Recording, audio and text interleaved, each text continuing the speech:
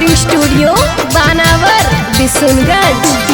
आगे करिया करिया सड़िया ललकै झरिया जाके गे बेरोज ललकै पटना से।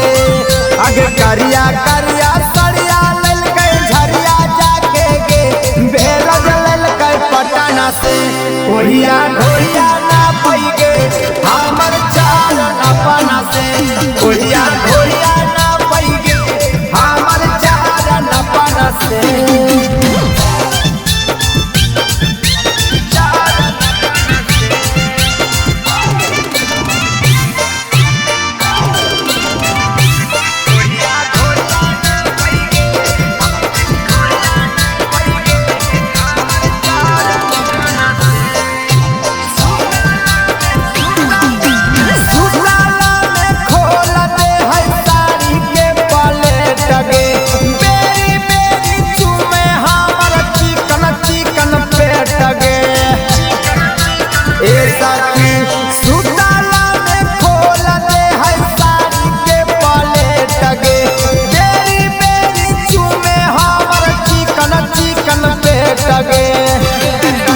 आगे लागे बाड़ी डार हमारा भीतर भीतर गे साखी ओठ खटना से।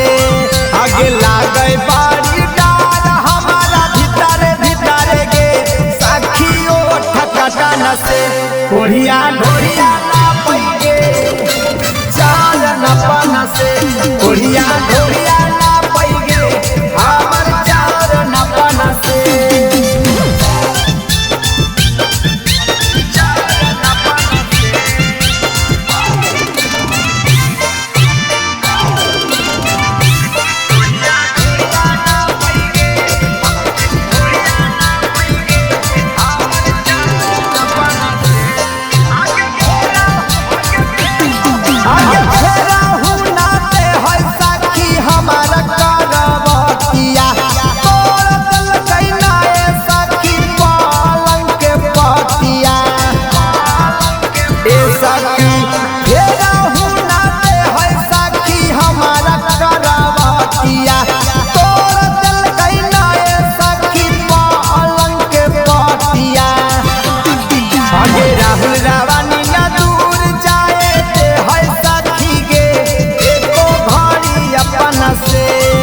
रोहितावा हितावा दूर जाए है न साखी गे एको घड़ी अपना से।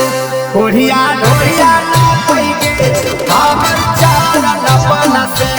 ओढ़िया ढोरिया ना पई गे हमर चाल अपना से। आगे बड़ी गंजन कर है।